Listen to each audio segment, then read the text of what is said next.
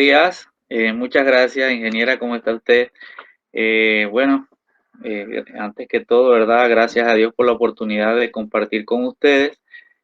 Como lo mencionó su profesora, cuando tengan alguna pregunta, alguna duda, no duden en realizarla. Bien, es de sumo provecho en este tipo de exposición, ¿verdad? Entonces, para empezar, les voy a compartir una presentación que tengo preparada para el día de hoy. Me confirma si me escuchan bien y si ven la presentación. A usted sí le escucho, profe, de la presentación aún no. Ok, no, ya la acabo de subir. Bien, entonces, como les comentó la profesora, ya tengo más de 15 años de trabajar en análisis de agua, en los diferentes tipos de aguas residuales, naturales, potables, marinas. Bien, y a lo largo de los años he ido adquiriendo algunos conocimientos y alguna experiencia. Bien, aquí me llegó mi asistente. Discúlpeme. Bien, entonces le decía que vamos a hablar un caso puntual en la que está mi experticia, que es lo de las aguas. Entonces, ¿por qué es importante este recurso?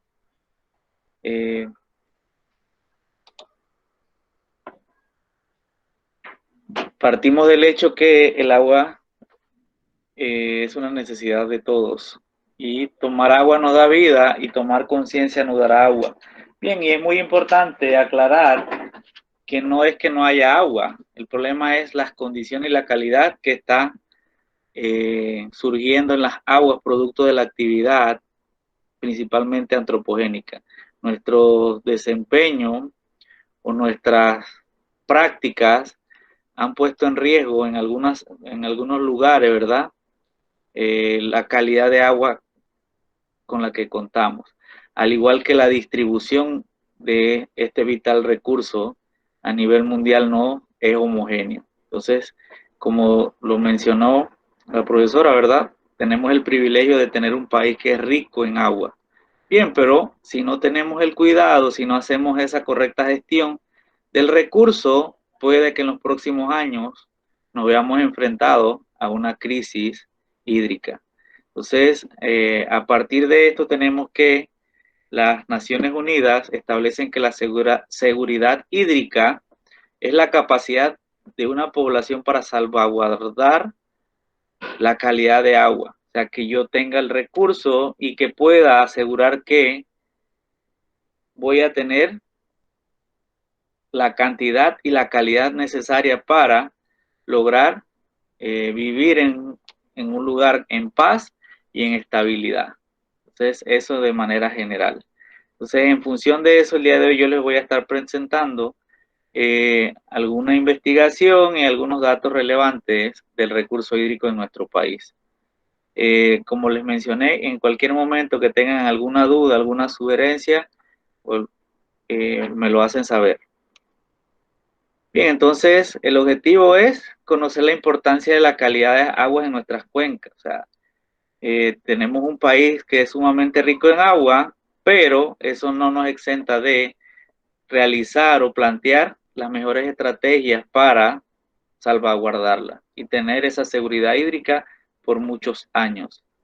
Bien, también vamos a hablar la parte del muestreo. O sea, cuando yo quiero saber la calidad de agua que hay en mi comunidad, ya sea en el agua potable, en el agua natural, que serían los ríos, las quebradas, un ojo de agua, las aguas residuales, que son esas que se generan a través de las actividades que yo puedo realizar, ya sea a nivel doméstico, a nivel industrial o a nivel municipal. Entonces, aquí les voy a mencionar algunos parámetros, también vamos a hablar de cómo se evalúa de manera global la calidad de agua. Entonces, en esta parte vamos a ver que se utilizan índices de calidad. Y esos índices de calidad lo que permiten es dar una nota a la calidad del agua. O sea, el agua que hay en mi comunidad, cómo yo puedo saber si está bien o está mal. Y esta calificación es una calificación práctica que no necesariamente usted tiene que saber que la conductividad, que la DBO se mide así, no, simplemente usted dice, tengo una calificación de 0 a 100 y tengo un resultado de 80, entonces puedo presumir que mi agua tiene una calidad buena. Entonces ahí vamos a ir viendo también. Y de manera general les voy a presentar el caso del río David, que es uno de los ríos que abastece la potabilizadora de la ciudad de David. Entonces, vamos a hablar de la situación actual del agua, vamos a hablar de muestreo, las propiedades y análisis. Y en ello, entonces, los resultados de una investigación.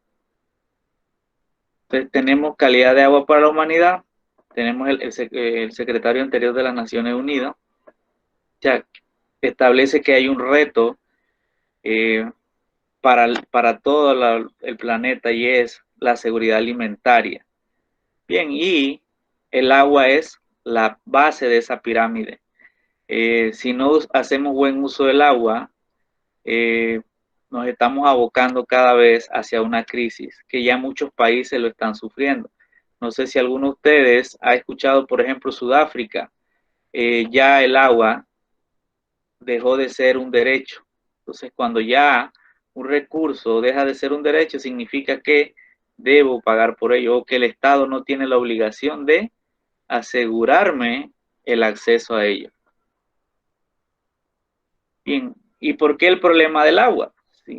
Si vivimos en un planeta que es de agua, bien, el problema está en la condición y la calidad de agua que necesitamos para vivir.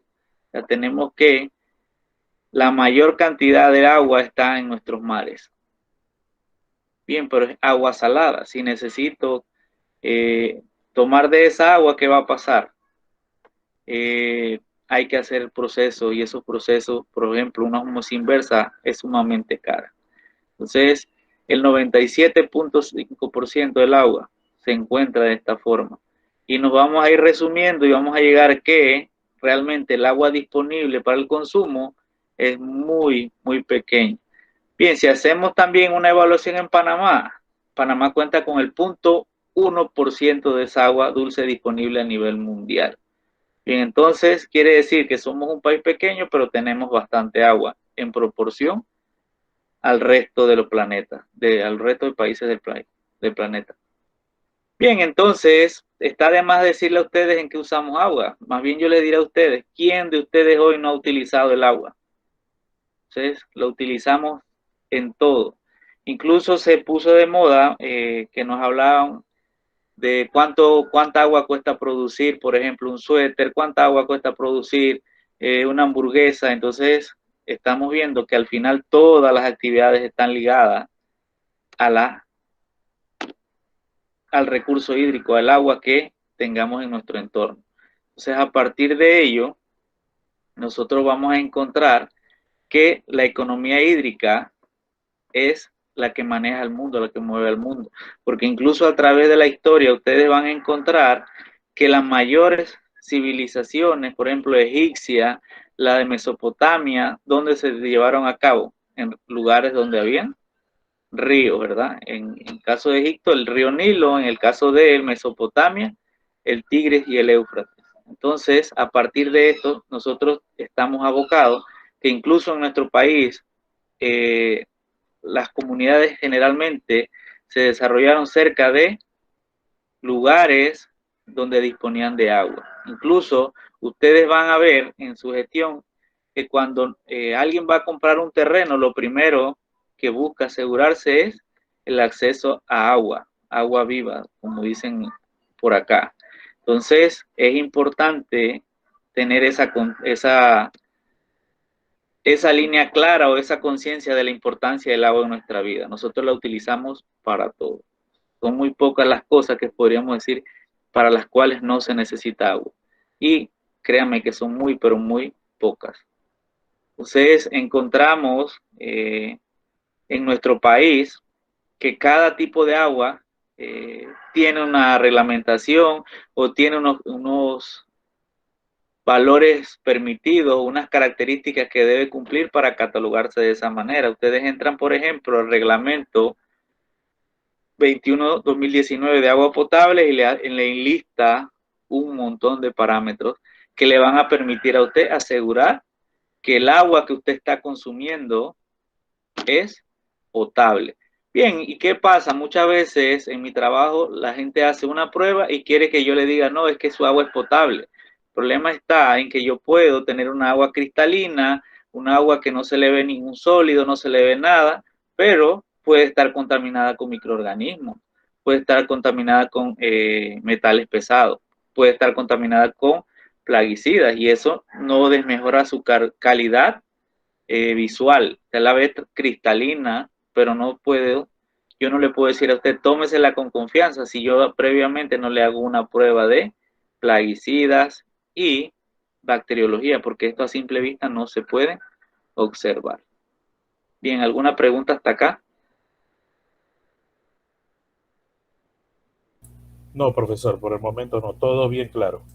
Ok, bien, entonces nosotros tenemos la importancia del agua en nuestro planeta. O sea, incluso ustedes ven los millones de millones que se gastan y que investigando si en otros países hay agua, cuando pudieran invertirse, y es una opinión muy personal, en gestionar el cuidado del recurso hídrico que hay en nuestro planeta. O sea, nosotros tenemos que, por naturaleza, el ciclo hidrológico es el que mantiene la vida en el planeta. ¿Por qué?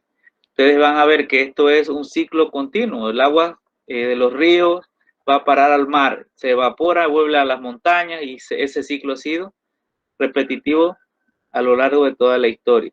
Bien, entonces las modificaciones que los seres humanos hemos hecho muchas veces por ampliar las ciudades o principalmente por la ambición, digo yo muchas veces, hemos modificado estos ciclos. Entonces, las precipitaciones ya se están disminuyendo. Recuérdense que hay un equilibrio y que este equilibrio se ha estado revisando a lo largo de los años y se espera que la cantidad que va a los océanos debe ser idéntica o aproximadamente igual a la que regresa en forma de precipitación. Bien, y esto no está sucediendo. O sea, nosotros mismos hemos alterado, o sea, con la actividad antropogénica se ha modificado en gran manera el ciclo hidrológico. Entonces, la importancia de nuestra actividad o de nuestra profesión es cuidar y velar porque ese recurso se siga cuidando. No solo cuidar el agua como tal, sino también ver la parte del manejo de las cuencas en cuanto a la vegetación, en cuanto al uso de tierras. O sea, cada vez producimos más para un mundo insaciable. O sea, se habla que si todo el planeta mantuviese el ritmo de consumo, por ejemplo, de los del primer mundo, por el caso de Estados Unidos, se necesitarían 8 planetas Tierra para que todo el planeta pudiera subsistir. Entonces, es algo que también tenemos que ir a la conciencia de las personas. Bien, porque es que yo consumo aquí, soy de primer mundo, bien, yo tengo mis plantaciones allá en Nigeria. Y allá en Nigeria, bueno, hay inundaciones, hay problemas, pero eso es en Nigeria, eso a mí no me preocupa. Entonces, es algo de hacer conciencia general. O sea, cada uno de nosotros tiene algo que aportar a este tipo de actividad.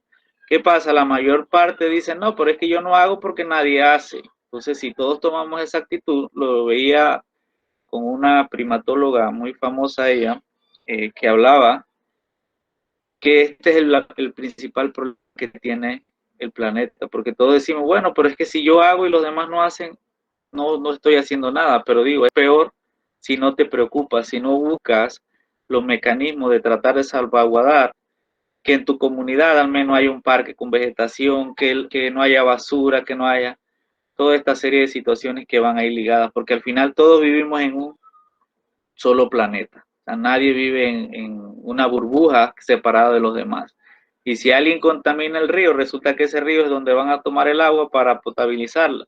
Entonces, si antes yo necesitaba $1 para potabilizar un galón, ahora voy a necesitar 5, porque además de eso tengo que eliminar el praguicida, además de esto tengo que eliminarle restos de plástico y así cualquier cantidad de cosas. Entonces, muy importante mantener el ciclo hidrológico.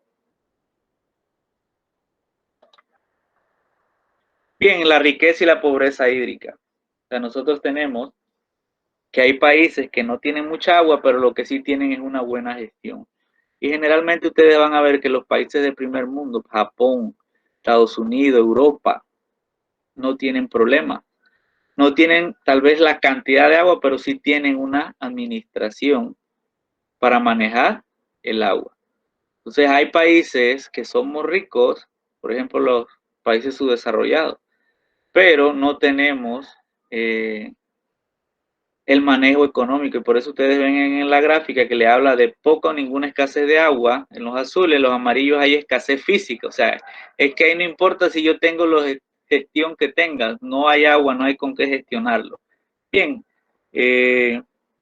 países que están en riesgo, por ejemplo las Guyanas, Brasil, la región central de México, el sur de los Estados Unidos, el Medio Oriente, donde tienen bastante petróleo, no hay agua. Entonces, hay otra parte que es la escasez económica, o sea que a pesar de que hay agua, no se cuenta con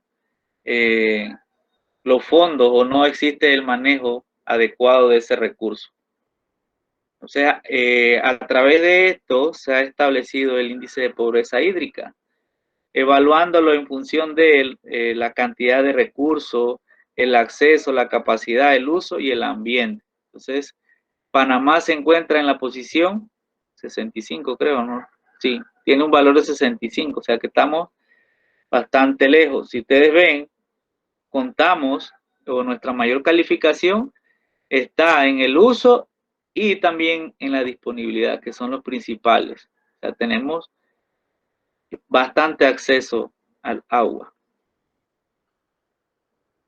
En números, aquí les presento.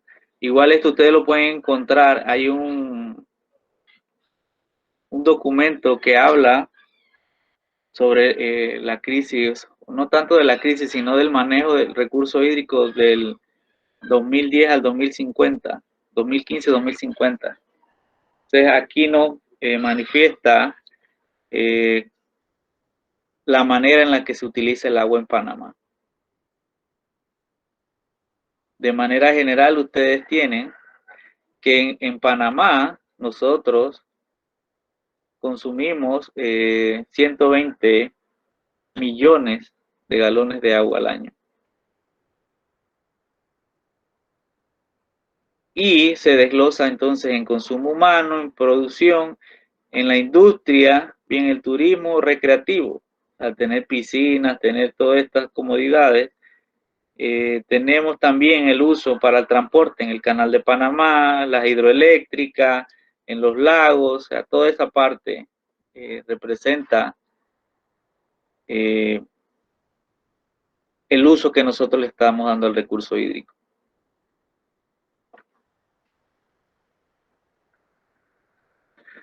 Bien, entonces en Panamá, como ustedes saben, tenemos la vertiente pacífica y la vertiente atlántica, en la cual se distribuye en el país 50 cuencas hidrográficas.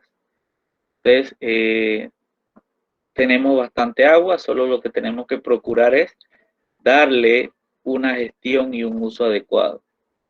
Hacer conciencia de la ciudadanía de lo importante que es cuidar nuestros cuerpos hídricos. Bien, y ya esta es una imagen más actualizada. La anterior creada 2007, esta 2015. Ustedes ven todo lo que es la zona del Oriente Medio, Arabia, todos estos países tienen problemas de agua. Ya se dice que pues en América Latina y en los países subdesarrollados se cuenta con agua, lo que hace falta es esa gestión, la gestión económica del recurso hídrico. Bien, y aquí lo que les mencionaba, ustedes pueden encontrar y les recomiendo, revisen este documento, el Plan Nacional de Seguridad Hídrica, que habla de, yo le dije 2010, 2050, desde 2015 a 2050, y ustedes van a encontrar toda esta información que les estoy compartiendo detallado. O sea, y se enfoca ese programa en 5 áreas. Uno es que haya acceso, porque en nuestras leyes o en nuestra constitución o en nuestro reglamento está declarado que el agua es un derecho universal. O sea, todos tienen derecho al agua. El agua para el crecimiento socioeconómico inclusivo, o sea, todos debemos ser parte. La gestión preventiva de los riesgos relacionados con agua. Entonces, ahí les muestro, por ejemplo, esta gráfica que ustedes pueden ver cómo fue decayendo el porcentaje de cobertura boscosa en Panamá. Bien, y a partir de ello, ustedes recordarán hace muchos años cuando se habló del programa de la Alianza por el Millón, en el que se basaba en reforestar. Entonces, ustedes ahí pueden observar que se están trabajando en volver a recuperar esa cobertura boscosa con la que contaba nuestro país. Entonces, el cuarto punto es en el que nosotros tenemos que tener más énfasis, que es mantener nuestras cuencas saludables, cuidar las cuencas, darle la protección adecuada. Bien, porque por la ambición de 2 o 3 personas no podemos poner en riesgo el acceso al agua de las futuras generaciones. Entonces, es importante, por último, lograr la sostenibilidad hídrica.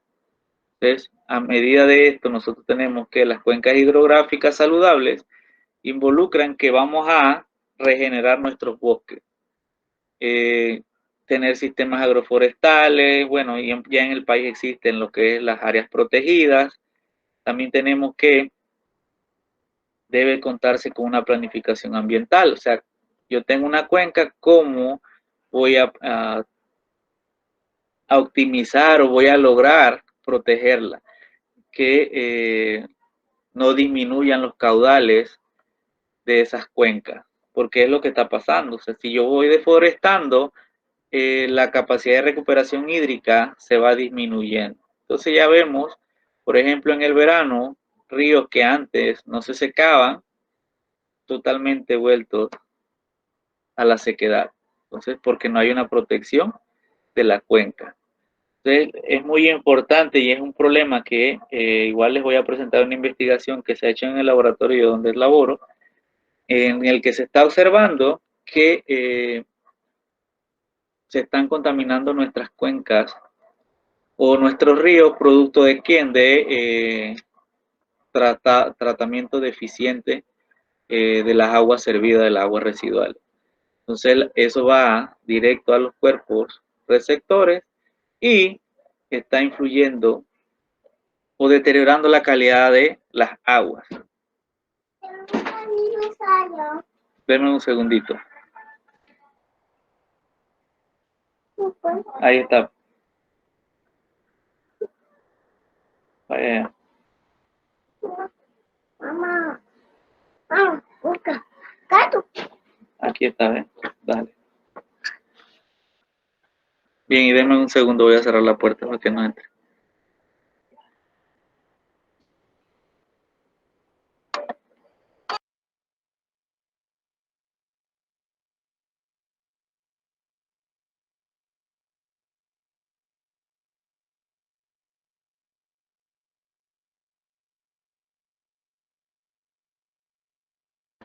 Bien, seguimos entonces.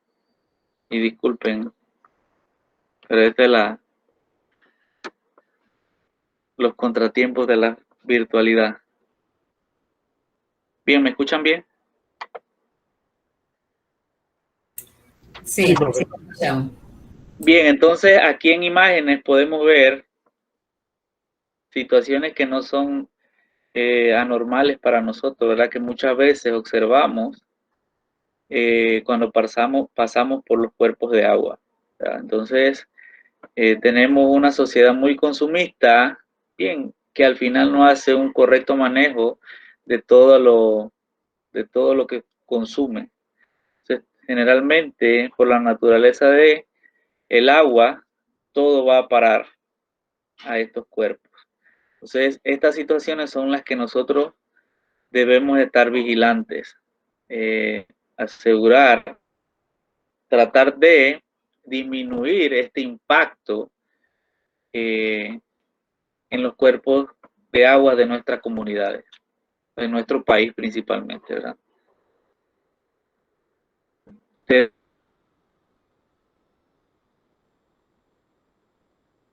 ven generalmente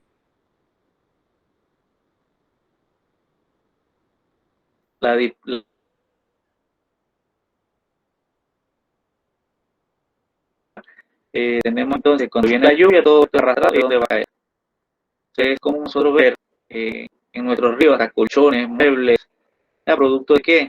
Que pensamos de que, bueno, si es que esto me estorba a mí en mi casa, yo lo boto a 10 kilómetros de mi casa y bueno, ya ese no es mi problema y que se encargue la naturaleza o que se encargue el municipio. Entonces, no estamos haciendo una correcta gestión de los residuos. Y todo esto, ¿a dónde va a parar? A los cuerpos de agua. Cuando llueve, todo esto es arrastrado. Entonces, son imágenes que nos hacen llamar la atención de que si no hacemos un correcto, una correcta gestión de el manejo de nuestras cuencas, vamos a estar degradándolas indiscriminadamente. Entonces, no sé, hasta ahí vimos de manera general. Igual les recomiendo que revisen este documento. No sé si ya lo han visto, donde ustedes van a tener información más profunda sobre lo que es la realidad hídrica de nuestro país. O sea, igual es importante mantenernos actualizados en la información y eso nos permitirá a nosotros tomar acciones que promuevan salvaguardar la calidad de nuestro recurso hídrico, porque no solo nos tiene que preocupar la calidad de agua que llega a nuestro grifo, sino también la calidad de agua que hay en nuestro entorno, porque esto va a permitirnos que toda la comunidad esté sana. Cuando yo era niño, recuerdo siempre ir al río a disfrutar el agua. Y hoy en día, después de años de estar trabajando, créanme que lo pienso muchas veces, de ir al río ya sería en las partes altas, en la cuenca alta y media, porque ya en las partes bajas no hay tanta seguridad. Y ya van a ver por qué. Bien. Entonces ya hablamos de manera general del agua, ahora vamos a ver qué yo puedo hacer para saber del agua que hay en mi comunidad o en los ríos de mi provincia o en los ríos de mi país. Entonces, nosotros debemos hacer un muestreo y ese muestreo tiene que cumplir algunas características. Ustedes tienen, a ver, diferentes cuerpos de agua. Puede ser un lago, río, quebrada, un manantial, una cascada. Bien. Y ustedes les puede interesar saber qué calidad o qué características tiene este cuerpo hídrico. Entonces, también tenemos que todo esto forma parte de una cuenca hidrográfica y entendemos que cuenca hidrográfica es un territorio drenado por un único sistema de drenaje natural. O sea, nosotros tenemos un río principal y ustedes van a ver que hay una serie de afluentes que van a ir descargando, virtiendo a ese río. Entonces, cuando yo voy a realizar el muestreo, yo tengo que conocer el área que voy a investigar. ¿Qué quiero saber? Debo tener claro dónde lo voy a recoger las muestras, qué tipo de parámetros, porque dependiendo de ese tipo de parámetros yo necesito recipientes especiales. Por ejemplo, si yo voy a tomar aceites y grasas, yo no voy a tomar esa muestra en un envase plástico porque las grasas se adhieren a la superficie. Entonces yo utilizo vidrio y en ese vidrio le coloco un fijante, por ejemplo, ácido clorhídrico, ácido sulfúrico, para mantener hidrolizadas las grasas si hubiese en la muestra. Debo identificar correctamente las muestras, porque imagínense que yo salgo a una gira de campo y tomo 10 muestras y no las identifico. Cuando llego al laboratorio, ¿cómo yo sé quién es cada muestra? Entonces, debo etiquetarlas. Asegurar la preservación. Generalmente la preservación me establece a mí mantenerlas en una temperatura menor de 6 grados y mayor de 0 grados. O sea, no dejar que se congelen y mantenerlas lo más frío posible, sin que se congelen. Debo tener una cadena de custodia, un modo de registro, donde yo voy a tener toda la información. Y de manera general, debo tener un procedimiento que abarque todo esto que yo les acabo de mencionar. O sea, que me explique a mí cómo se lleva a cabo todas las tareas de la toma de la muestra. Y esto es muy, muy importante porque ustedes el día de mañana, como profesionales, ustedes pueden ir a campo y ustedes pueden tomar las muestras y pueden llevar esas muestras al laboratorio. Entonces, siempre es importante que ustedes consulten con el laboratorio y que les den las indicaciones o que le den los recipientes ya con los preservantes o los fijadores. Ustedes van al campo y toman esa muestra. Entonces, el fundamento del muestreo, nosotros hablamos del método científico. Y en ese método científico yo debo tener claro, a ver, qué es lo que yo quiero medir, en qué niveles yo espero encontrarlo, cuántas muestras, cómo está el analito en la muestra. El analito me refiero a lo que yo quiero medir, si yo quiero medir calcio, si yo quiero medir mercurio. Entonces, eso es lo que quiero saber. ¿Cuáles son las interferencias? ¿Cuál es la exactitud? ¿En qué tiempo quiero la respuesta? ¿Con qué cuento para hacer el trabajo? ¿Qué información tengo? Entonces, y también cuánto cuesta, porque yo no voy a decirle al laboratorio, no, yo quiero que me haga 100 muestras y cada muestra vale $100. No tengo $10,000 nada más para eso. Entonces, antes de realizar algún trabajo, alguna caracterización, yo debo tener claro qué es lo que yo quiero medir. Bien, ¿y qué pasa muchas veces? O sea, la experiencia nos ha llevado que muchas veces las personas no conocen y no tienen ni la mínima intención de conocer, que es lo peor. ¿En qué consisten las pruebas de agua que se realizan? Simplemente, bueno, es que a mí me lo está pidiendo mi ambiente y bueno, hágame las pruebas. ¿En qué tiempo tengo el resultado? ¿Cuánto cuesta? Y ni siquiera le preocupa lo demás. O sea, cuando realmente yo debiese hacer un análisis de agua para saber si tengo que tomar alguna medida, si hay algún parámetro que está fuera de lo normal. Por ejemplo, si la bacteriología está por fuera del límite, entonces significa que debo darle un tratamiento a mi desecho en el caso de las aguas residuales. Y si fueran de las aguas potables, entonces ya estaría viendo la posibilidad de que hay una posible fuente de contaminación que pudiera enfermar a mis habitantes, a mis vecinos. Entonces, luego que ya yo me hice toda esta serie de preguntas, entro al proceso analítico y lo definimos principalmente en 4 pasos. Voy a tomar la muestra, voy a preparar todos los reactivos, voy a hacer el tratamiento de la muestra, la voy a preparar para hacer una determinación. Voy a medir tal parámetro. Entonces, en eso fundamento el proceso analítico. Luego que yo tengo mi resultado, entonces yo lo voy a interpretar. O sea, yo fui al campo y a mí, por ejemplo, la DGNTI Copanit 35-2019, que es la de descarga de aguas residuales, me dice que el pH tiene que estar entre 5.5 y 9 unidades. Bien, y la muestra me dio 7. Entonces yo me di cuenta, no tengo ningún problema con el pH. Bien, pero en el caso de los coliformes totales, me dice a mí que no debe ser mayor de 1000 unidades formadoras de colonia por cada 100 mililitros. Y me dio 1.000.000. Entonces ya yo tengo un problema. Y es que debo controlar el conteo bacteriológico de esa agua que yo estoy descargando.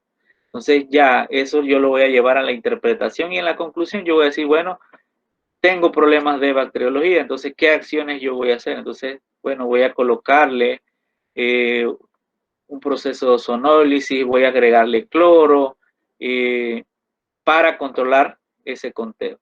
Bien, y esto es muy importante que ustedes hagan esa actividad con una persona que sepa. Bien, que sepa en el sentido que agregarle cloro a un agua residual no es que yo voy a agarrar 2 kilogramos de cloro y se lo voy libremente a adicionar a la muestra. O sea, porque para tener un efecto sobre la bacteria yo no tengo que ahogar las bacterias en cloro, debo trabajar con concentraciones mínimas. De igual manera, entonces, si yo voy a descargar eso, la normativa me dice a mí que los niveles de cloro también están controlados. Bien, pero hay muchas veces personas que trabajan de manera empírica y se van a ensayo y error. Está saliendo muy alto tal cosa, agrégale tal cosa. Entonces, al agregarle tal cosa, estás modificando otro parámetro. Entonces, es importante tener claro cómo voy a tomar esas acciones. Entonces, son todo de manera general lo que nosotros haríamos en un proceso de muestreo. Primero debo tener claro qué quiero, luego ya el laboratorio tiene cómo hacerlo, luego esos resultados que yo obtengo los voy a interpretar y voy a decir, mira, si cumple o no cumple. Y qué voy a hacer como empresa para llevar esos resultados a lo esperado. Y aquí tenemos entonces, porque el objetivo de nuestro análisis es una muestra. Y cuando nosotros hablamos de una muestra, es una porción de algo. Si yo hablo de una muestra de agua del río, la población o el total sería toda el agua del río. Pero yo no me puedo llevar toda la muestra del agua del río a mi laboratorio. Entonces lo que yo hago es que voy y tomo una muestra puntual. Bien, y en cuanto a las muestras, también vamos a ver más adelante que varían la manera que se pueden tomar. Entonces, nosotros esperamos que esa muestra represente lo que es el río. Entonces, debo tener el cuidado de asegurar que esa muestra es representativa del río donde la tomé. Porque si no tengo el cuidado, entonces voy a tener un resultado sesgado. O sea, resulta que no salió un coliforme y yo voy a decir, no, esa agua no tiene ningún coliforme porque yo el resultado que obtuve sobre la muestra lo voy a inferir al global a la población del agua del río. Entonces nosotros tenemos diferentes niveles de constitución en cuanto a lo que forman parte del agua. Tenemos constituyentes principales que son mayor de un 1%, o sea, de 1 gramo de eso por cada 100 mililitros. Y así vamos a ir hasta ultratasas, cuando ya son cosas que están en muy, pero muy pequeñas cantidades. Por ejemplo, oro, yo puedo decir, no puedo decir que no hay, pero puedo decir que las cantidades que hay son ínfimamente pequeñas. Entonces, la cantidad de el constituyente a analizar, eso va a depender a la hora de yo escoger la cantidad de muestra que necesito. Generalmente eso ya está establecido en el método que yo voy a utilizar. Aquí un esquema general. O sea, yo tengo, a ver, hay una descarga. Yo fui, tomé la muestra, la descarga es la población, pero yo solo tomé una muestra y esa muestra se la llevé al full al laboratorio. Él hizo las pruebas y él va a tener conocimiento de qué hay en la muestra. Entonces, ¿qué va a pasar? El cliente se traslada y va a decir, no, es que la descarga está bien, porque yo llevé la muestra y todo salió bien. Bien, pero aquí hay muchos riesgos asociados, porque resulta que si yo solo hice una muestra, esa es una fotografía de un momento. Entonces ya cuando yo voy a hacer los muestreos en estas situaciones, hablamos de muestreo compuesto, de muestreo integrado. O sea que yo voy a hacerlo durante un periodo de tiempo tomando diferentes muestras y de esa manera voy a tener una información más real de la descarga, porque ¿qué pasa si yo voy y en ese momento la planta estaba solo descargando agua limpia? Entonces, recuérdense que la implicación es que esa muestra que yo tome va a llevarme a tomar decisiones sobre el proceso general. Entonces, si todo está bien, yo digo, no, sigan descargando, que eso está cumpliendo, cuando necesariamente pueda que no sea así. Entonces, cuando tengo esta situación, va a depender de qué yo quiero saber y qué quiero evaluar. O sea, hay situaciones en las que yo puedo tener un muestreo simple y puntual, un muestreo compuesto y un muestreo integrado, y vamos a ver qué es esto. Cuando yo hablo de un muestreo simple es que, a ver, yo le dije a Juan de los Palotes, anda al río y tráeme 1 litro de agua en este envase para medir la turbiedad del pH. Él fue y es un muestreo puntual. Un muestreo compuesto ya abarca, por diseño, tomar más de una vez. Yo puedo decir, bueno, voy a tomar en la descarga cada 2 horas una submuestra y eso lo voy a combinar en una sola muestra compuesta para hacer el análisis. ¿Qué ocurre? También hay análisis que no se pueden mezclar. O sea, por ejemplo, la DBO yo tengo que medirla cada vez. Entonces lo que yo voy a tener son, por ejemplo, si hice 10 submuestras, entonces voy a tener 10 resultados de DBO. Y de esa manera voy a saber cómo se comporta mi proceso. Cuando hablamos de muestreo integrado es que yo tengo, igual esto lo tengo explicado, un muestreo en un lago y voy a tomarlo en 7 puntos diferentes. Y voy a hacer una inferencia sobre ese resultado. Entonces, generalmente, en la Copanit 35 nos dice, bueno, en la nueva versión hace referencia si los ciclos, si la descarga es continua, si la descarga es homogénea. O sea, hay una serie de consideraciones para establecer cuántas muestras debo considerar. Bien, también es importante la medición de caudal. Bien, porque el saber qué cantidad de agua se está descargando me va a decir a mí cuál es la carga de contaminación. Porque la cantidad de agua por la concentración, yo puedo sacar un estimado de cuál es la carga de contaminación. Por ejemplo, en la nueva versión les habla a ustedes, en el 35-2019, que ustedes van a determinar la demanda química de oxígeno y eso lo van a multiplicar por el caudal. Eso le va a dar a ustedes una carga y a partir de esa carga ustedes van a establecer, les dice el reglamento, cuántas veces al mes usted tiene que hacer el monitoreo. Entonces, es importante tener claro esto.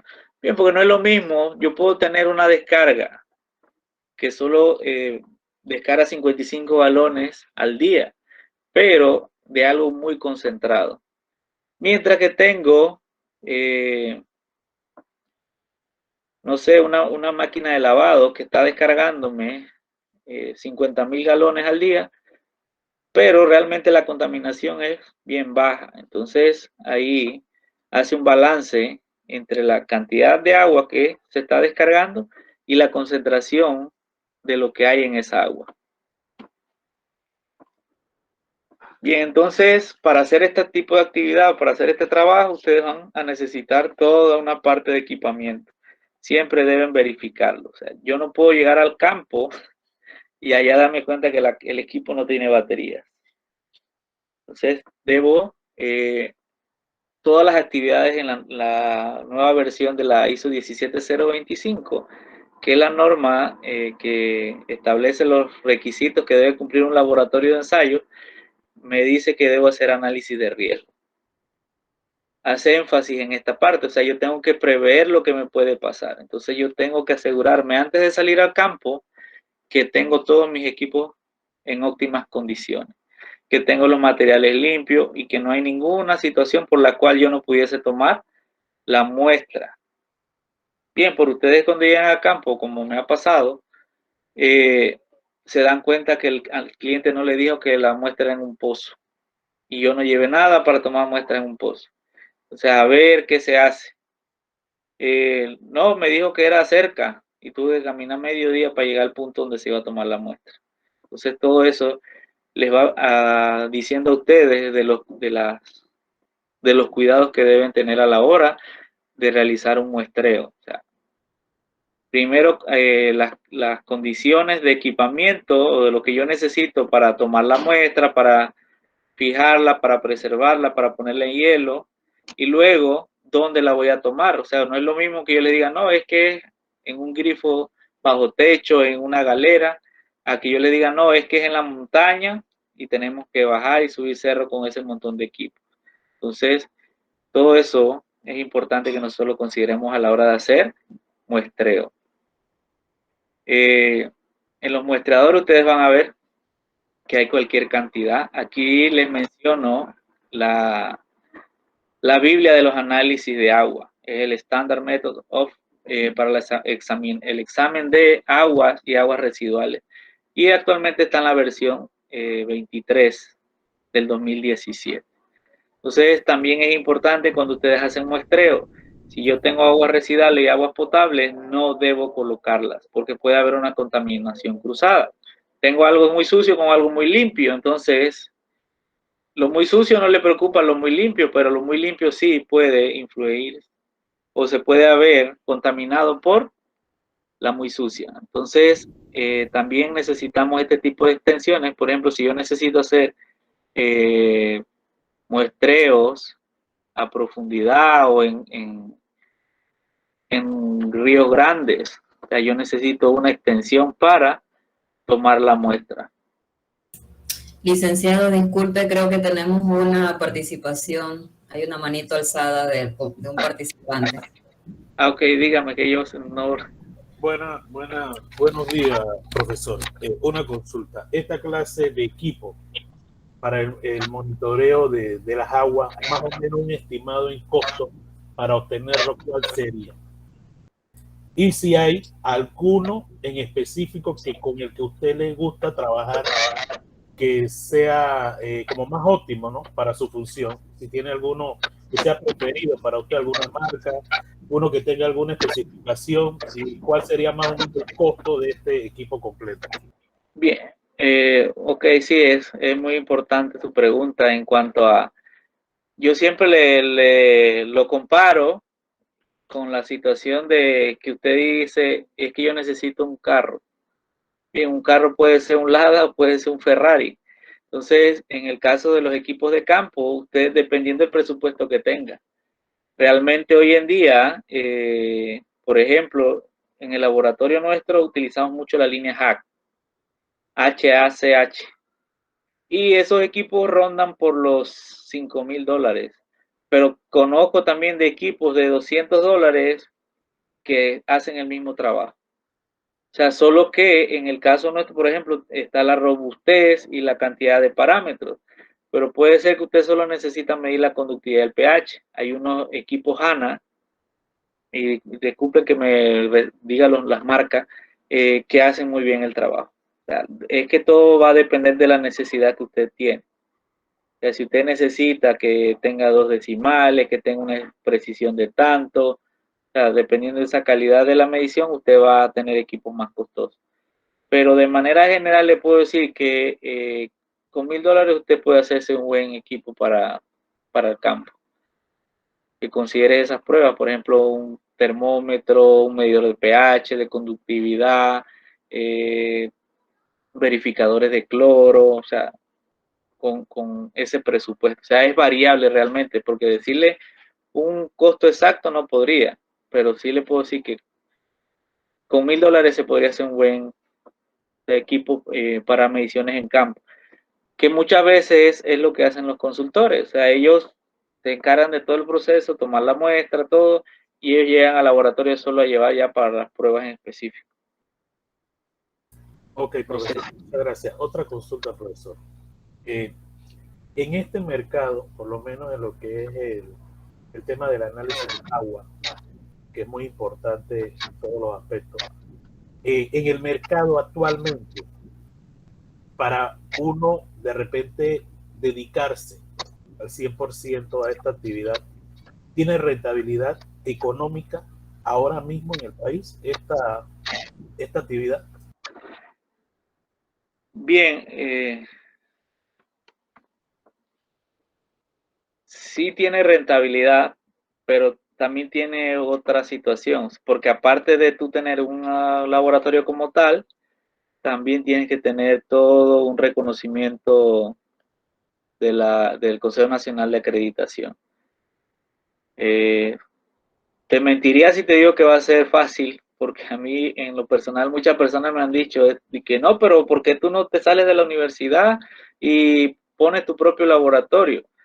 Bien, lo que pasa es que no es algo de tomárselo a la ligera, porque yo necesitaría montar todo un sistema de gestión y bueno, la ingeniera no me deja mentir, o sea que para que tus resultados sean aceptados o reconocidos por las instituciones del país, tienes que tener una acreditación. Y esa acreditación conlleva un montón, o sea, lleva muchas cosas relacionadas. Entonces, tener equipos calibrados, tener pruebas de intercomparación, evaluaciones externas, auditoría, o sea que no solo está la actividad técnica como tal, sino que detrás de ello tienes que invertir en todo un sistema de gestión. Entonces, Disculpe, licenciado. Dele. Sí, entonces, bueno, no sé si usted como yo siempre he estado en la parte de servicio, no sé si la ingeniera me ayuda en esa parte, pues lo que es la exigencia que le establecen las instituciones. Sí, ampliando un poquito allí el aspecto, como bien lo dice usted, pues esas certificaciones, de hecho, creo que a nivel nacional se encuentran dos instituciones, la acá de la UNACHI y otra institución que se encarga pues de lo que es la parte de que estén avaladas por el Ministerio de Ambiente. Hay otros laboratorios que han tratado pues de estar en esta línea. Sin embargo, cuando se hacen los estudios de impacto ambiental o cuando se le da un monitoreo en los proyectos, son rechazados porque no están avalados. Entonces, es un poco complejo pues el tema este de las certificaciones, porque al final, como bien lo ha comentado, usted lo puede hacer, pero si no es regente pues ante la institución, la inversión pues queda como a medias. Entonces era para ampliar pues allí un poquito el concepto. Gracias. Sí, muchas gracias. No, es que es el detalle, hacer mediciones, te lo diría, no es tan difícil, o sea, lo que está difícil es la parte legal, lo que te va a exigir. Por ejemplo, mi ambiente, cuando tú le dejes tus resultados a un cliente, si tú no tienes esa evidencia, el cliente va a perder su dinero, porque no se lo van a aceptar. Así que, entonces, o sea, si yo lo quiero hacer para medir aguas potables, o sea, indistintamente que yo lo vaya a hacer para lo que sea, no habría ningún problema. Pero el detalle es si mis resultados, mis mediciones van a ir a alguna organización que puede que no sea solo la parte gubernamental, también en los privados.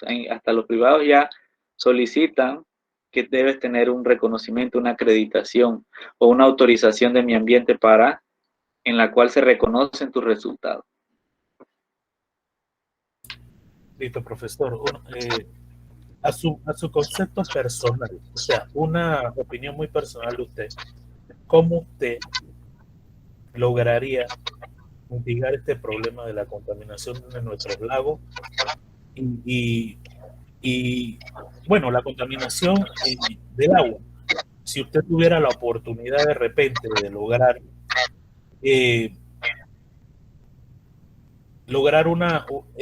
algún plan, ¿qué plan usted utilizaría? Bien, ahí en el respecto de estos, lo malo de toda esta situación no es que no haya leyes. Leyes tenemos y de vicio. El problema es que quién las hace cumplir. Entonces, hasta que no tengamos un sistema que no sea influenciado por la política, no vamos a ver realmente cambios, y es mi opinión, como tú dices, personal. Si realmente aplicáramos las leyes e hiciéramos cumplir lo que está escrito, no necesitaríamos más leyes. Pero el problema es que el juega vivo del juega vivo, que el amigo del amigo, que es amigo del otro, entonces tenemos entonces un sistema que tiene muy buenas leyes, pero ¿quién las hace cumplir? Porque al final de la tarde somos un país tan pequeño y que siempre hay alguien que tiene un amigo que lo ayuda, o cuando realmente seamos honestos con nuestro trabajo. Creo que eso es lo principal. O sea, es algo de conciencia en la ciudadanía. O sea, de que no ver que, no, es que yo me rebusco pues porque nada más estoy 5 años en este puesto y a mí no me importa. Porque yo vine fue a acomodarme, a ver qué puedo llevarme en estos 5 años. Porque no hay una conciencia real de cuidar lo que tenemos, sino de qué me puedo aprovechar. Entonces, mi recomendación o mi opinión personal sería hacer cumplir lo que está escrito, porque claramente se tiene detallado todo en cuanto a los manejos de cuenca, que haya certeza de castigo para la gente que incumple. O sea, si tú sabes que no debes botar basura y a ti te agarraron botando basura, yo no te pondría una multa económica, yo te castigaría en el equivalente recogiendo basura. Pero ¿qué pasa? Si ese fulano es amigo de fulano, no, es que a mí no me, yo tengo quien, o la clásica, tú no sabes quién soy yo. Entonces creo que lo principal, ya dejando, sería que se haga cumplir lo que está establecido en las leyes y en las normas. Ok, muchas gracias, profesor. Bien, entonces continuamos. Le decía entonces que yo debo tener controles para saber que mi muestra, por ejemplo, siempre estuvo en las condiciones de temperatura, que no hubo contaminación, y para ello debo estar correctamente separado. O sea, si yo voy a tomar una muestra residual y una muestra potable, debo llevarlas en recipientes separados. Siempre debo contar con mi equipo de seguridad. O sea, y es muy importante.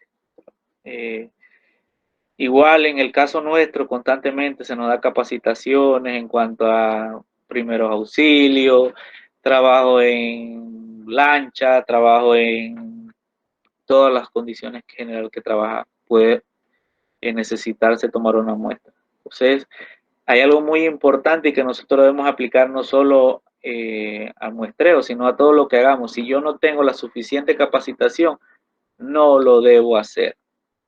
Porque ¿qué ocurre? La mayoría de los accidentes, ¿por qué ocurren? Por desconocimiento. No es que a mí nadie me había dicho, y entonces ¿quién lo mandó a usted a hacer eso? Entonces siempre tener ese principio de conocimiento. O sea, yo sé lo que voy a hacer, me puede pasar esto, yo voy a hacer esto. Si me pasa esto, ya tengo, o sea, hago un análisis de riesgo de la situación. O sea, no es ir a lo, como dicen los otros, lo maldita sea, pues a lo que salió. O sea, nosotros debemos acostumbrarnos a hacer una gestión del riesgo. Tener claro que en qué condiciones voy a hacer el trabajo, cuáles son los riesgos y cómo yo voy a afrontar esos riesgos si llegase a ocurrir. Bien, entonces es importante, a ver, cuando ustedes hacen estas actividades, todo esto debe estar documentado. O sea, yo debo tener lo que nosotros conocemos como cadena de custodia, desde que la muestra es colectada hasta que el resultado es entregado al cliente, debe haber una manera de documentar o de dar trazabilidad, rastrear toda esa información relacionada a su proceso. Si yo voy a tener ahí, a ver, se tomó la muestra en el grifo de la cocina del señor Ernesto el día 23 de octubre a las 9 de la mañana. Cerca de donde se tomó la muestra se vio que había, no sé, cerca había el basurero, o sea que pudiese haber alguna contaminación o posible modificación. Era un área oscura, muy húmeda, o sea, todo eso yo debo dejarlo escrito.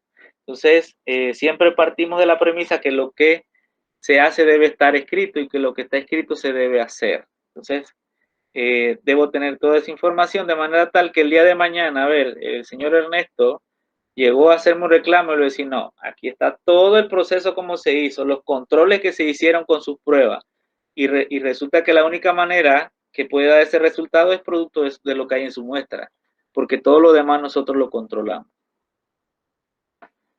Bien,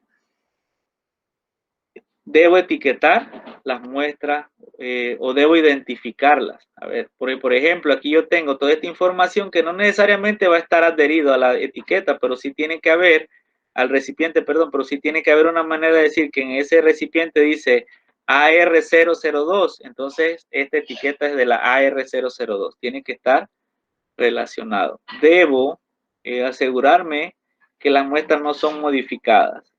Y también ocurre, por ejemplo, cuando una muestra llega a mi laboratorio y yo no fui el que la tomé. Yo tengo que hacer la salvedad y en la cadena de custodia donde yo le recibo la muestra al cliente, yo voy a hacer esa observación. La muestra fue colectada por el cliente, el laboratorio no se hace responsable. Bien, porque ¿qué ocurre? Y por eso ustedes van a encontrar otros detalles. Por ejemplo, las aguas residuales no pueden ser muestreadas por el cliente.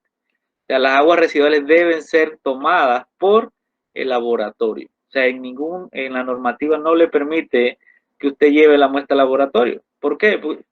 Porque se puede prestar a malos entendidos de que usted tomó la muestra, la diluyó o cambió la muestra, o que yo sé si tomó fue la muestra del grifo y fue lo que me llevó al laboratorio. En cambio, si el laboratorio va a campo, el laboratorio es responsable de todo el proceso. Entonces, esa es una de las exigencias que tiene mi ambiente, en el caso de las aguas residuales. Bien, y de manera general, ya les digo, es importante que la muestra esté etiquetada y esté sellada para asegurar que no fue violada en el camino o que le adicionaron algo, que modificaron. Simplemente yo debo colocar una etiqueta y colocarla entonces en la preservación. Entonces aquí un modelo de cadena de custodia, entonces yo voy a documentar todo lo que había, todos esos detallitos. Cómo tomé la muestra, quién tomó la muestra a la hora, quién la transportó, quién la recibió, cómo se manejó en el laboratorio. O sea, todo eso tiene que estar debidamente documentado. Entonces, esto viene a ser como la hoja de vida de la muestra. Solo que esa hoja de vida de la muestra a los 15 días puede que yo diga que ya la descarto y me desentendí de esa muestra. Pero incluso hasta esto yo tengo que tener establecido cómo hago el descarte. Si esa muestra está contaminada, entonces yo debo descontaminarla. Todo eso tiene que estar detallado. Si yo acidifiqué, entonces después debo neutralizar esa muestra. Entonces, esa cadena de custodia es la ficha de nacimiento de la muestra, para decirlo de otra manera. Bien, entonces, hasta aquí vemos lo de muestreo. Aquí entonces les comparto algunos datos curiosos que están relacionados con el agua. Entonces, nosotros tenemos que 525 millones de kilómetros cúbicos de agua y se dice que esto no ha cambiado. O sea, eso sigue, recuérdense que en química, no sé si lo han dado, existe la premisa que la materia no se crea ni se destruye, solo se transforma.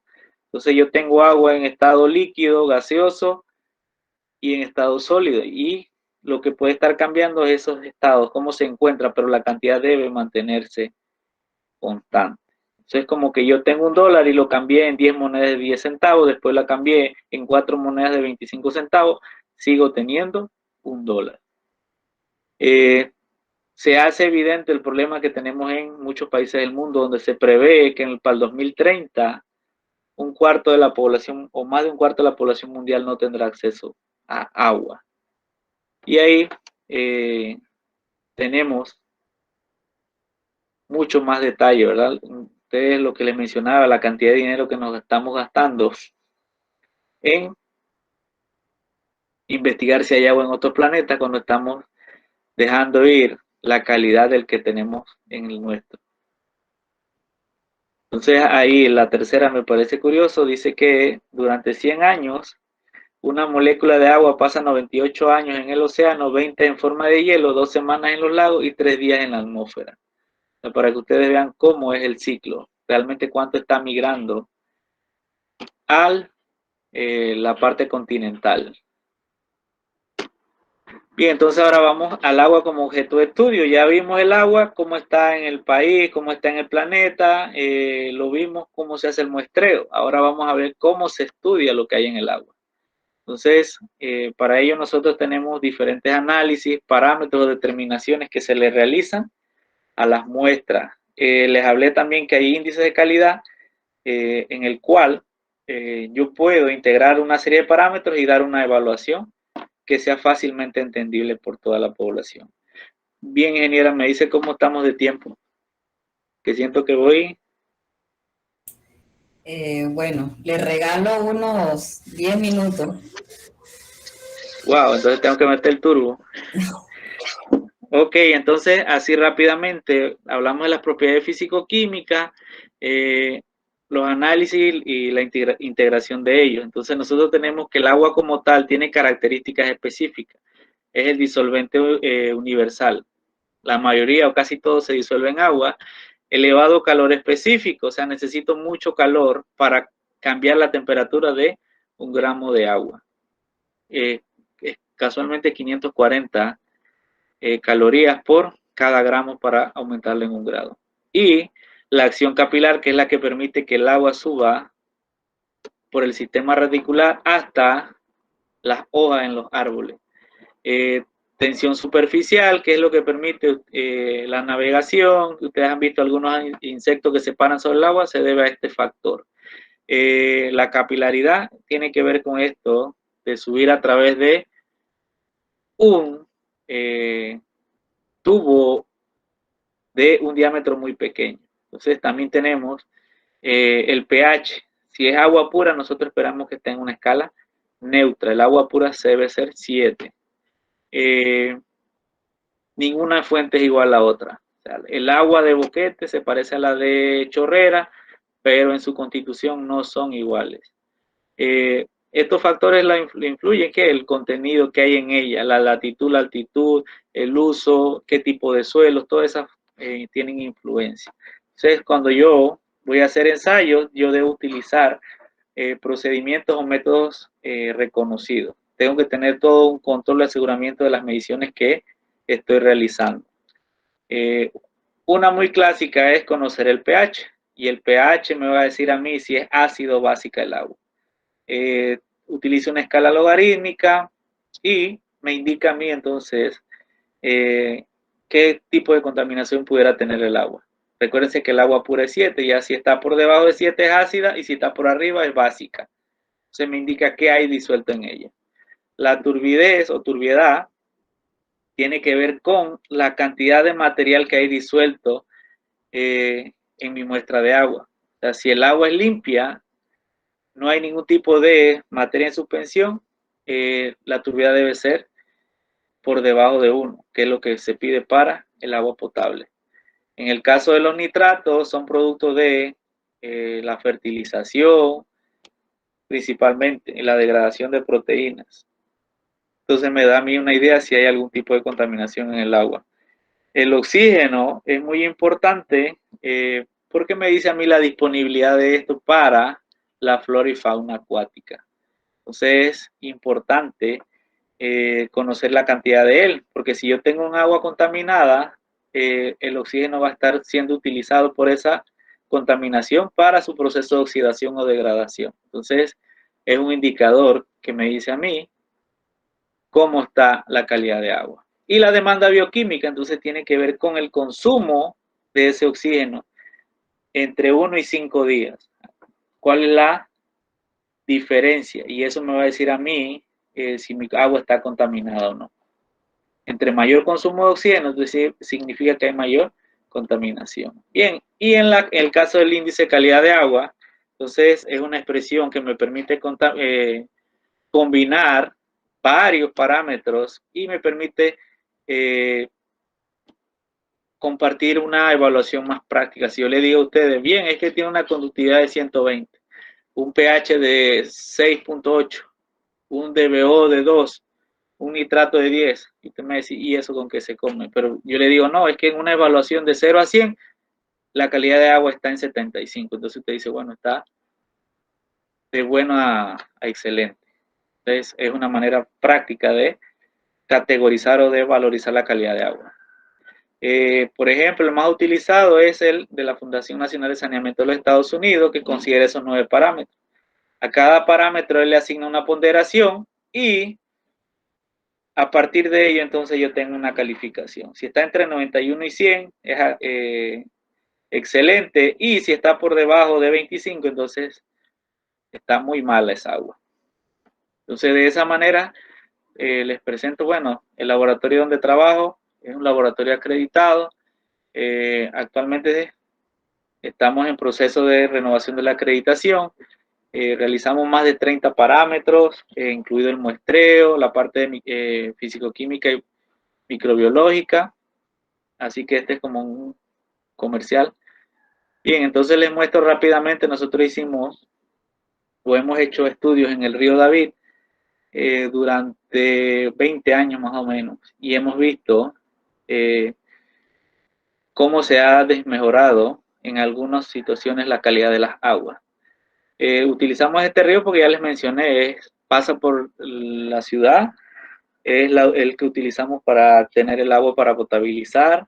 Dentro de ello vamos a ver algunas características, y para ello entonces nosotros procedemos a hacer muestreo, se hacen los análisis, los resultados individuales, ustedes los ven. O sea, tengo cómo se ha comportado Uno de los principales es la demanda bioquímica, que ha ido aumentando en los últimos años. Bien, en los últimos no hemos vuelto a hacerlo, pues estamos en la situación de la pandemia, pero sí estamos en proyecto de realizar nuevamente un monitoreo. De manera general, ustedes ven que uno de los principales problemas que tenemos son la bacteriología.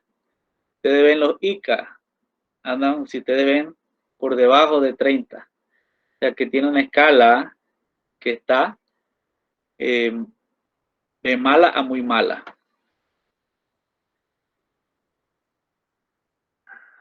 Entonces, aquí ustedes van viendo cómo en el nacimiento tengo un índice de 65, bajó a 39, se recuperó a 44, bajó a 27 y así ustedes van viendo cómo se desmejora.